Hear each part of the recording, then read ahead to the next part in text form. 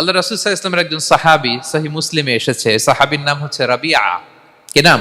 ওনার নাম হচ্ছে রাবিআ ইবনু কাব আল আসলামি রাদিয়াল্লাহু তাআলা আনহু। উনি বলেন, কুনতু আবিতু ইনদা রাসূলিল্লাহ। একবার আমি রাত্রিবেলা রাসূল সাল্লাল্লাহু আলাইহি ওয়াসাল্লামের সাথে ছিলাম, কোনো এক কারণে রাসূলের সাথে রাত কাটিয়েছি। তো রাসূল সাল্লাল্লাহু আলাইহি ওয়াসাল্লাম যেহেতু তাহাজ্জুদের সালাত পড়েন, তো তিনি বলেন, আমি মাঝরাতে উঠে একটা গামলা দিয়ে, পাত্র দিয়ে অজুর পানি নিয়ে আসছি বিশ্বনবীর জন্য, এনে দিলাম। বিশ্বনবী এত খুশি হলেন, আমাকে বললেন, সাল, হে কাব, তোমার কি লাগবে চাও। উনি বললেন, আসআলুকা মুরাফাকাতাকা ফিল জান্নাহ। উনি বললেন, ইয়া রাসূলুল্লাহ, আপনি যদি কিছু চাইতেই বলেন তাহলে আমি জান্নাতে আপনার সাথে থাকতে চাই। দেখেন কিভাবে ওনারা সুযোগ কাজে লাগাতেন। অজুর পানি নিয়ে আসছে, বিষ্ণুবী খুশি হয়ে গেলেন, বলেন, তুমি কি চাও? বলে, আসআলুকা মুরাফাকাতাকা ফিল জান্নাহ। বড়টাই চাইছে, ছোটখাটো জিনিস চাই নাই। যে নবী, হে, আমি জান্নাতে আপনার সাথী হতে চাই। বিষ্ণু বললেন, আওয়া গায়রা যালিক, আর কিছু চাও, অন্য কিছু লাগবে?